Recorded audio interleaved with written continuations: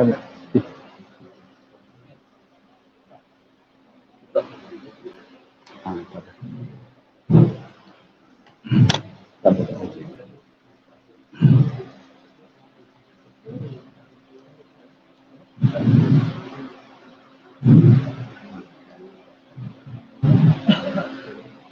بالله من الشيطان الرجيم. بسم الله الرحمن الرحيم. الحمد لله رب العالمين وبه نستعين. اللهم صل على سيدنا محمد النبي الأمي وعلى آله وصحبه وسلم. رب اشرح لي صدري ويسر لي أمري واحلل عقدة من لساني يفقهوا قولي. ولا حول ولا قوة إلا بالله العلي العظيم. إلهي أنت مقصودي ورضاك مطلوبي. أعطني محبتك ومعرفتك.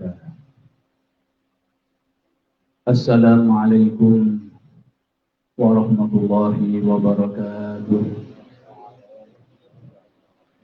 الحمد لله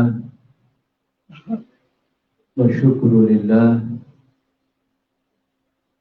wassalatu wassalamu ala rasulillah amma ba'du. Pertama sekali,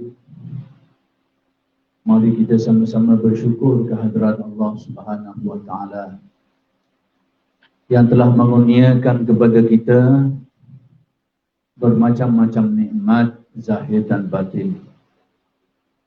Mudah-mudahan segala nikmat-nikmat itu dikurniakan oleh Allah kepada kita semua.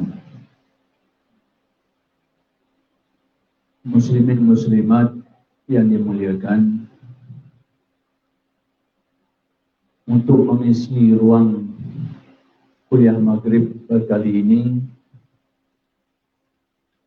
saya ingin mengajak muslimin muslimat sekalian untuk merenungi hadis Nabi SAW yang berkait dengan ehwal yang berlaku di akhir zaman,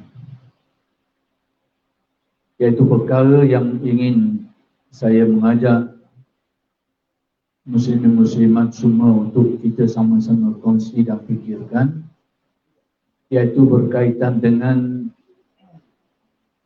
pengangkatan ilmu di akhir zaman. Di dalam satu riwayat ada dinyatakan, Inna Allaha la yaqbidul ilma intiza'an yantazi'uhu min sudurin nas,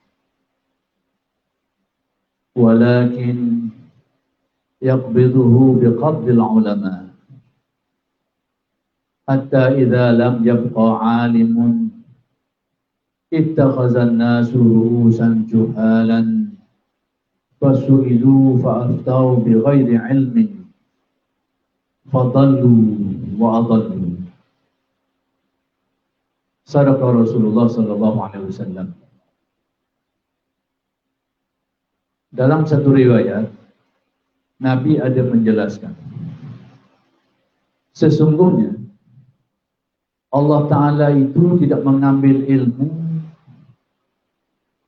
dengan cara mencabut daripada ingatan dan hafalan manusia.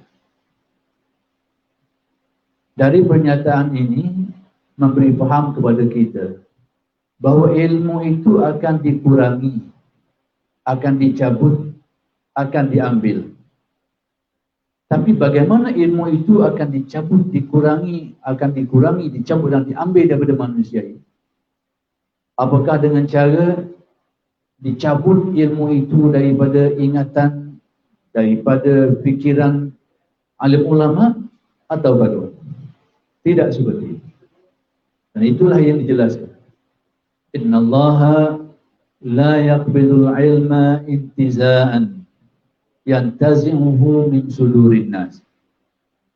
Allah Ta'ala tidak mencabut ilmu itu dengan cara mencabutnya daripada dada. Yang dada di sini dengan erti ingatan dan hafalan para alim ulama. Tapi bagaimana cara? Walakin yaqbiduhu biqabdil ulama. Tapi Allah Ta'ala ambil ilmu itu, cabut ilmu itu dengan cara dimatikan alim ulama.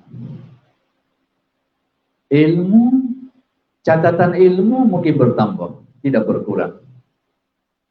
Kitab-kitab, buku-buku yang ditulis oleh alim ulama semakin bertambah.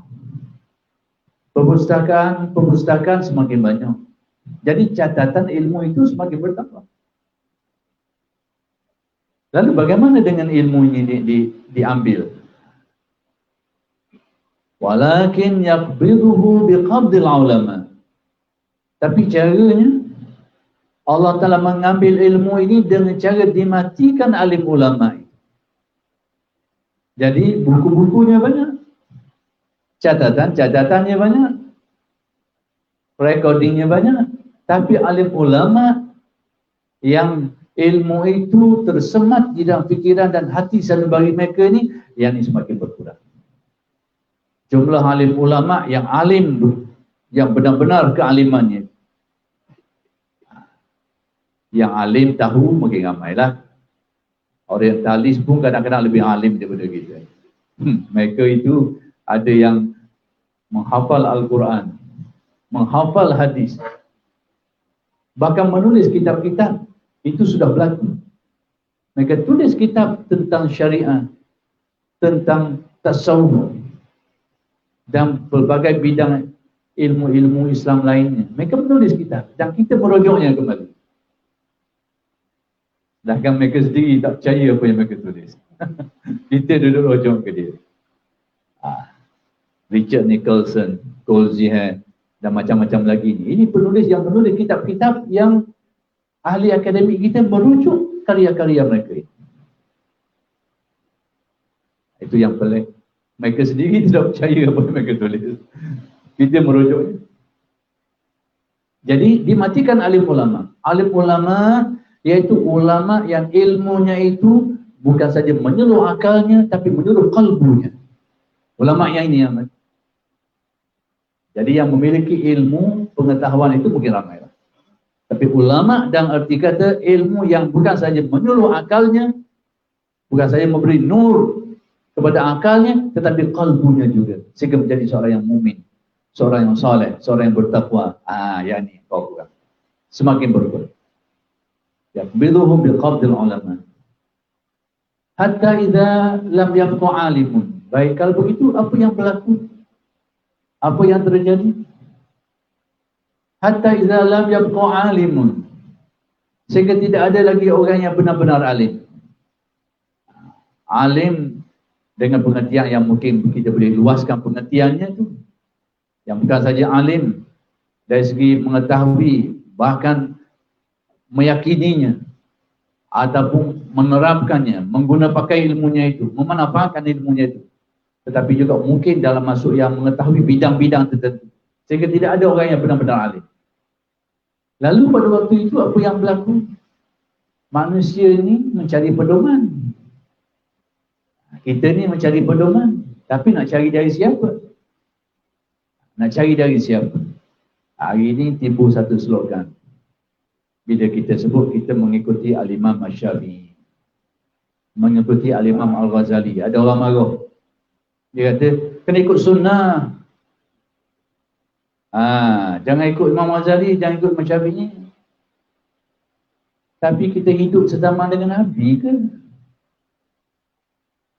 Hadis-hadis Nabi itu sampai ke kita ni manusia siapa? Manusia siapa? Tanya yang itu satu. Hadis tu sampai ke situ, sampai ke kita ni. Manusia siapa? Pasti alim ulama yang menyampaikan. Jadi bila kita ikut alim ulama, kita ikut apa yang mereka warisi daripada Nabi. Tapi ada orang cuba memesongkan fikiran kita hari ini. Tak boleh. Ikut Nabi. Betul lah. Tapi nak ikut macam mana? Nak pedoman ke apa? Tidakkah kita baca dalam suratul Fatihah? Ihdinas siratal mustaqim. Tunjukkanlah kami jalan yang lurus. Kita minta jalan yang lurus lah. Tapi pedoman jalan tu bagaimana? Siratal ladzina an'amta alaihim. Orang tu.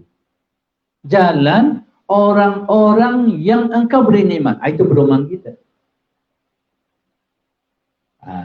Penunjuk jalannya yang perlu. Al-Quran sudah jelas. Al-Quran ayatnya tidak kurang. Hadisnya sudah jelas. Tapi nak memahaminya bagaimana? Itu persoalan. Jadi slogan hari ini slogan yang pelik. Nanti saya akan terangkan fenomena-fenomena di zaman yang merosakkan agama ini. Akan saya jelaskan fenomena ini. Jadi kita membaca dalam suratul Fatihah, kita minta dengan Allah, tunjukkanlah kami jalan yang lurus. Ayat ini bersambung. Bagaimana perinciannya, pedomannya? Siratal ladzina an'amta alaihim. Jalan orang-orang yang engkau telah beri petunjuk kepada mereka itu. Kita ikut itu. Orang-orang. Sebagai tempat pedoman kita. Ulama-ulamanya. Sesuai dengan hadis Nabi, al-ulama warasatul anbiya. Para ulama ini pewaris para nabi yang mewarisi ilmunya. Jadi kenyataan kita mengikuti imam-imam Al-Syafi'i, Al-Ghazali, Al-Asy'ari dan sebagainya itu muafakat dengan hadis. Muafakat dengan petunjuk Al-Quran. Seperti yang disebutkan tadi suratul Fatihah. Pedoman kita siapa? Orang-orang yang telah engkau beri nikmat kepada mereka itu. Kau beri hidayah kepada mereka itu. Kita ikut. Mengambil pedoman daripada mereka ini. Orang ni. Sebab tu hari ini jangan pakai slogan tadi. Kita tengok apa perinciannya. Zaman sekarang orang banyak berslogan. Banyak bahasa-bahasa macam-macam lah. Retori lah, itulah. Tapi slogan kosong. Slogan comel lah. Itu yang kita banyak yang terkena tipu. Kerana pergi slogan lah.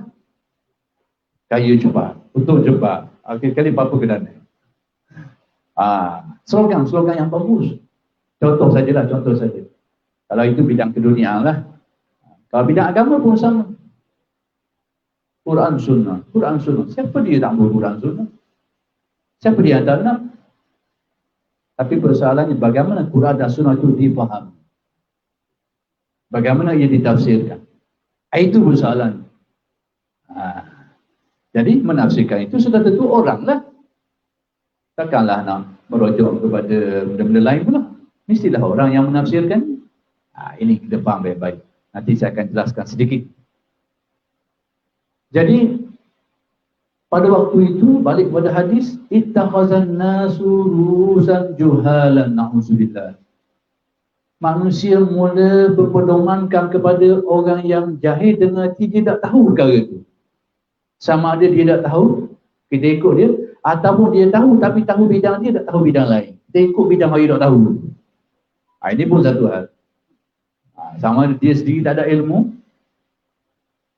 dan kita ikut dia, lagi berat. Ataupun dia tahu tapi tahu bahagian tertentu, bahagian lain tidak tahu. Dan kita ikut bahagian yang tidak tahu itu juga sebahagian dari ittakhazan nasu ru'usan juhalan fasu'ilu. Lalu ditanya. Jadi kita ni bila tak tahu kita akan bertanya. Kita orang ramai ni, pedoman kita alim ulama, bila kita tak tahu kita akan tanya, kita akan soal. Tapi yang ini yang disebut dalam hadis ini, setelah tidak adanya alim ulama, maka timbullah orang yang disebut sebagai juhalan, yang tidak tahu, tidak memiliki kepakaran, tidak memiliki keilmuan dalam bidang itu. Mereka ini dipedomankan dan ditanya. Dan berani menjawab. Berani dia menjawab. Alim ulama dulu, dia menjawab banyak keadaan. Kadang-kadang orang tanya banyak, dia jawab sebahagian. Tapi bukan berarti Dia ni tidak tahu, bukan berarti dia tidak alim, tapi dia jawab itu banyak pertimbangan. Kita ni orang jawab kita jawab, orang tanya kita jawab 10. Alim sangat kita ni. Beratah bagi jawapan. Perangai kita. Watak beza. Alim dulu beza watak. Jadi mereka jawab banyak pertimbangan. Kadang-kadang dia tengok orang yang bertanya. Kadang-kadang dia tengok persoalan yang dibahaskan sesuai atau tidak. Banyak perkara yang menjadi pertimbangan mereka ni. Jadi fa'aftau, bila mereka ditanya, lalu mereka menjawab, na'udzubillah, fa'aftau bi ghairi ilmin. Lalu mereka berfatwa bukan atas dia tahu dan menguasai perkara itu. Bukan atas asas dia memang faham dan tahu tentang perkara itu. Tapi suka menjelaskannya.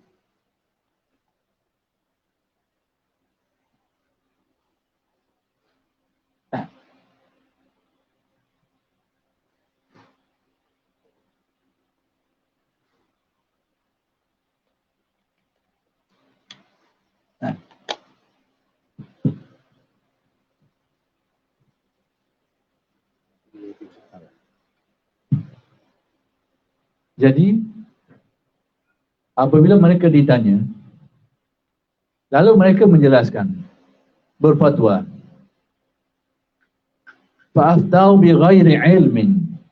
Mereka menjelaskan, mereka berfatwa, tapi tidak atas asas agama, atas kefahaman yang kukuh, atas keilmuan yang benar. Tapi jawab atau tak jawab? Na'udzubillah. Kita minta berlindung dengan Allah daripada memiliki sifat seperti ini. Kita minta berlindung.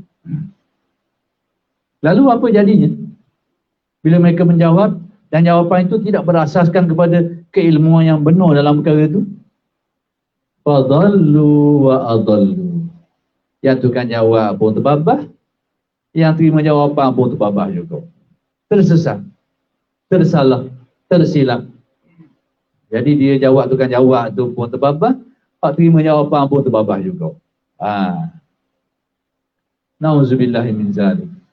Baik, jadi perkara yang saya nak fokus sikit di sini, pertama sekali tentang antara sekian banyak ilmu itu, cabang-cabang agama Islam ni banyak. Cabang-cabang ilmunya.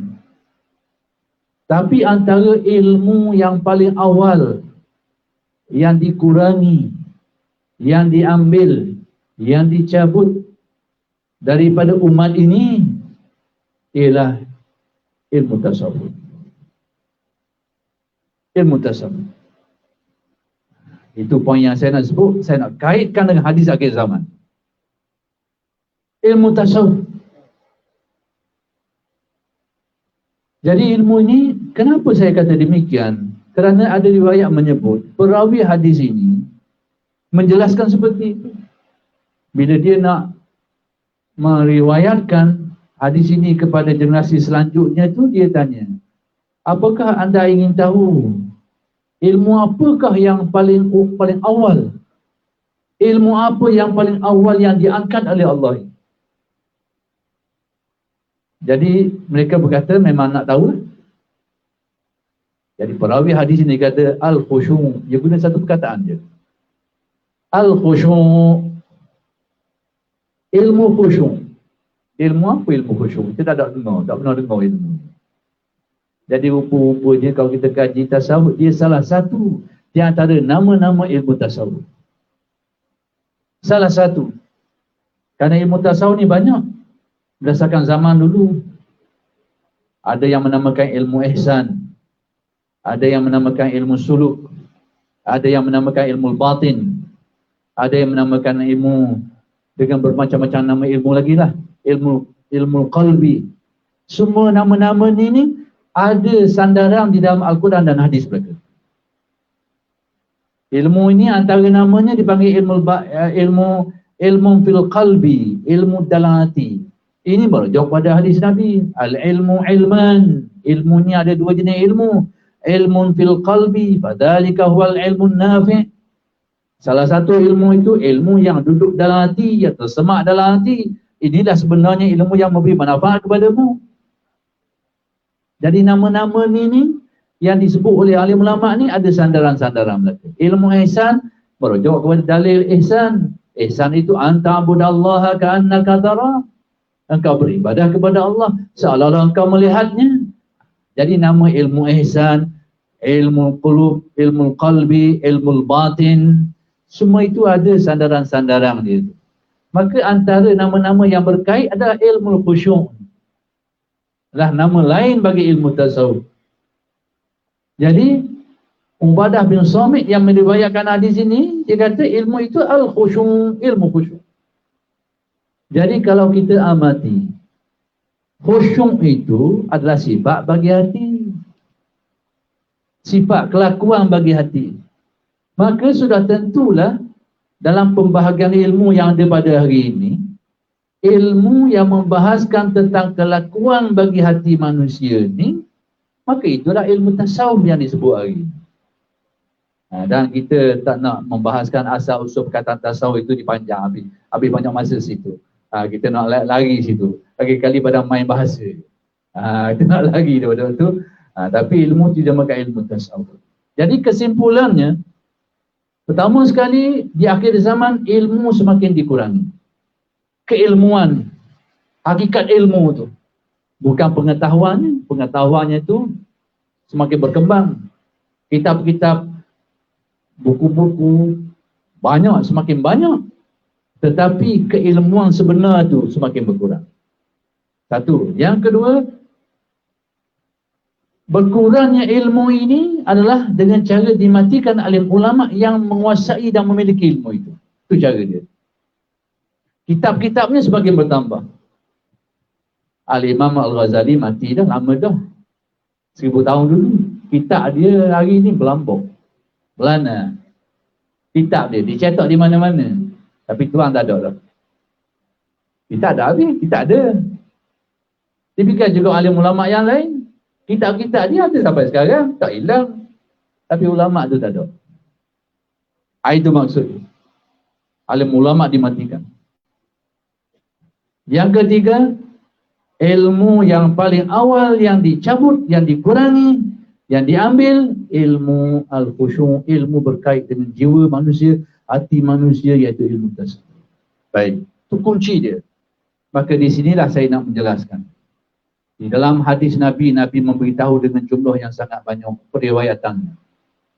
Yang ini diriwayatkan secara dalam hadis yang banyak, dalam pelbagai sumber periwayatan mengenai tentang kecelaruan agama Islam ini dan umatnya di akhir zaman. Agama kita ni di akhir zaman bercelaru. Yang ini umat lah, umat beragama tu bercelaru. Baik, yang mencelarukan kehidupan beragama umat ini datangnya dari mana? Yang mencelarukan dia. Banyak sumber yang menjadikan bercelarunya pemikiran pegangan keagamaan umat Islam di akhir zaman. Salah satunya datang dari kalangan umat Islam sendiri. Datang daripada kalangan umat Islam.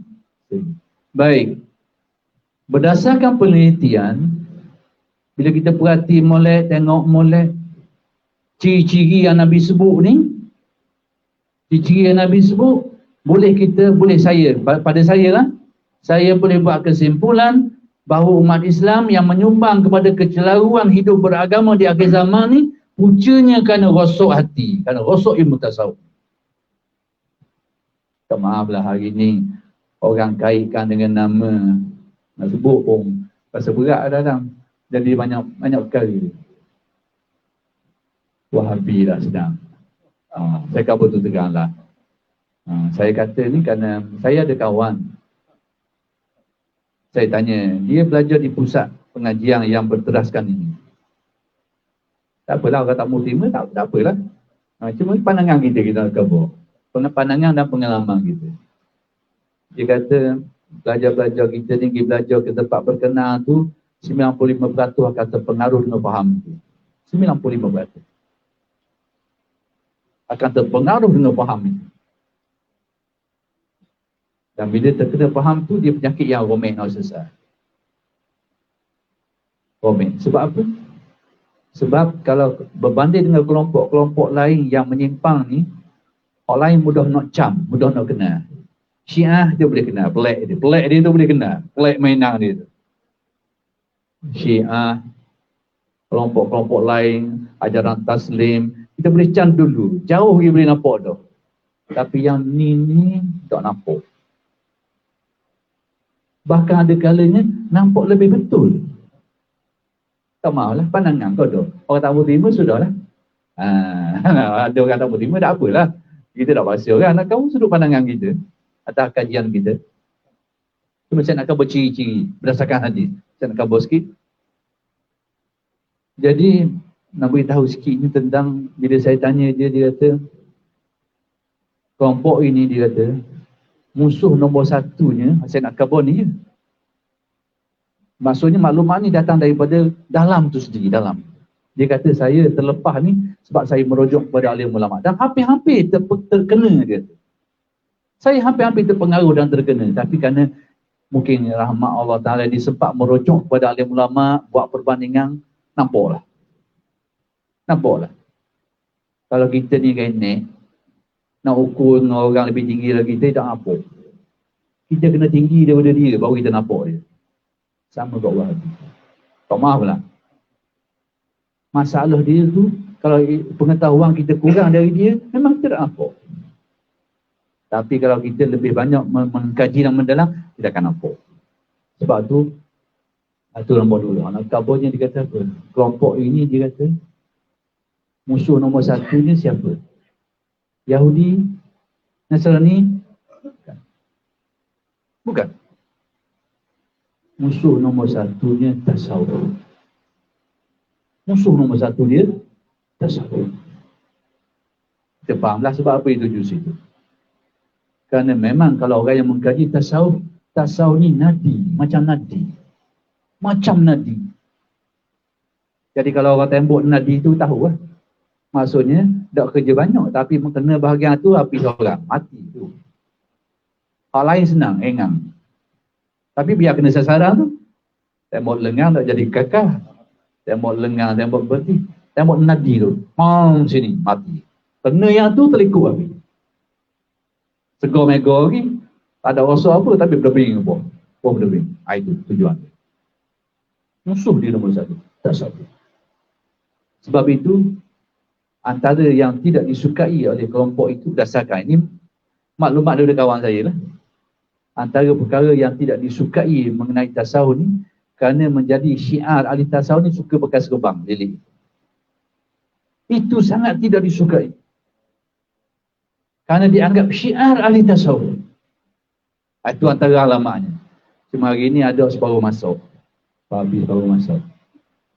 Lilik kat sini. Tapi cakap buah air. Cakap buah air. Hari ni berlaku juga. Tapi tak apalah. Orang nak terima lah. Tak mau terima sudahlah. Cuma saya nak kabur pengalaman. Tapi dah waktu selingan lah. Agak selingan je lah. Tapi nak kaburnya, kenyataannya tasawuf. Dan kenyataan yang kita dapati hari ini, antara aspek yang paling banyak dihentam adalah aspek tasawuf. Dan akidah Asy'ariyah. Sebab apa? Tasawuf itu tak akan terbina kecuali atas akidah yang hak. Akidah Ahlus Sunnah wal Jamaah. Tak akan terbina tasawuf. Percayalah. Kalau akidah yang lain di Ahlus Sunnah yang nampak pincang tu, tak akan terbina tasawuf. Ibadah ya. Zuhur ya. Tasawuf lah. Kerana tasawuf dia ada makna tersendiri. Dan tak akan sampai makna ni kalau dasar akidahnya itu menyimpang dari dasar Ahlus Sunnah wal Jamaah. Percayalah. Nak jadi seorang yang ibadah, akidah yang tak betul boleh. Banyak buat ibadah. Sesuatu apa? Buat banyak. Nak jadi orang zuhud, buang teruk belaka. Akidah salah pun tak apalah. Tak salah. Tapi nak mencapai erti tasawuf dengan akidah yang batil, tak akan capai. Sampai bila-bila. Itu rahsia. Jadi dihentam semua. Dan secara kebetulan pula, alim ulama ni yang banyak membuat pendedahan ni dari kelompok ulama-ulama. Dia ni ahli fiqh, dia juga ahli usul-din, masa yang sama dia juga ahli sufi. Tu kata apa? Secara kebetulan. Nasib lah. Sebab tu mereka ni banyak kena hentam. Menentang. Secara kebetulan. Tak apalah saya cakap terbuka. Ini paling terbuka saya cakap. Sebelum ni saya dah cakap terbuka semacam ni.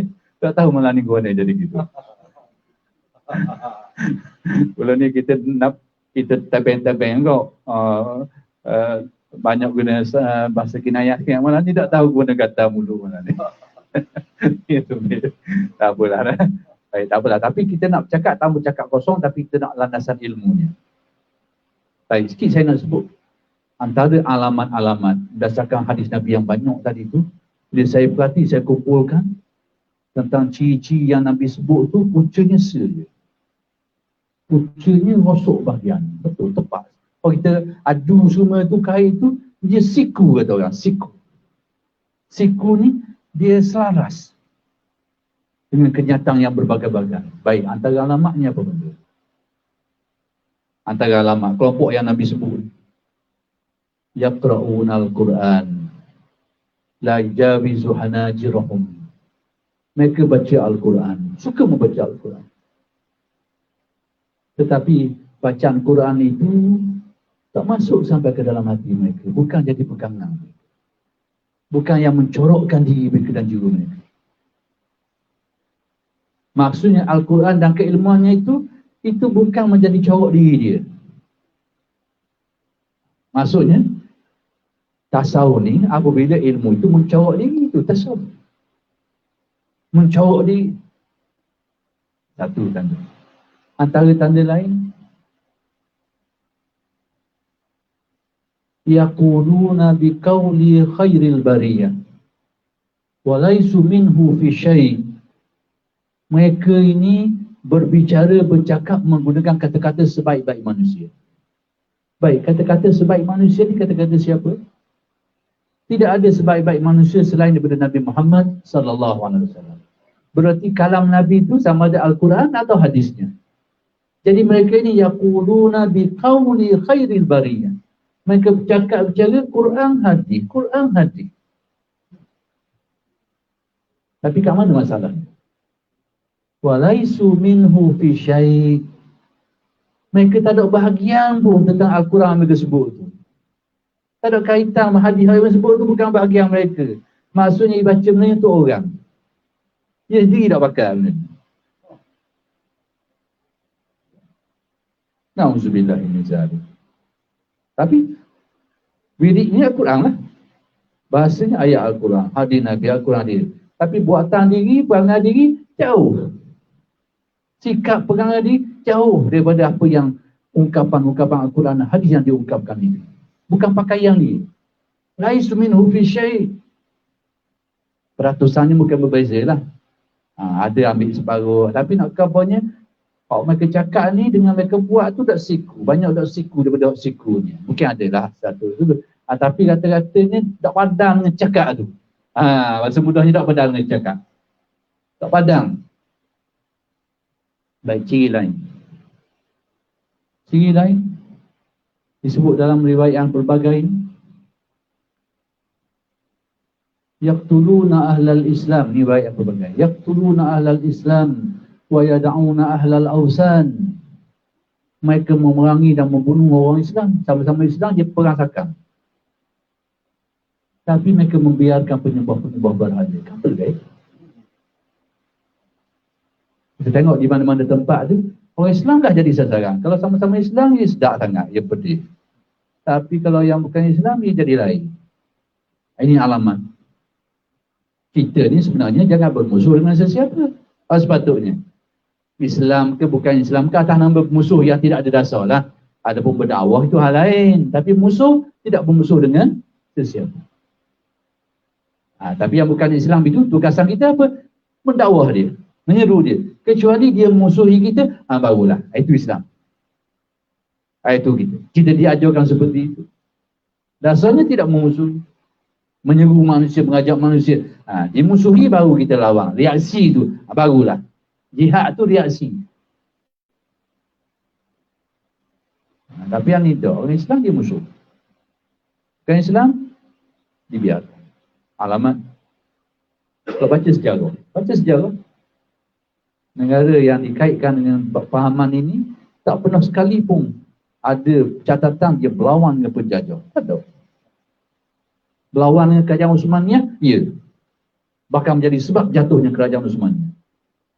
Baca sejarah pada saya. Tak ada catatan dia pernah berlawan dengan penjajah-penjajah.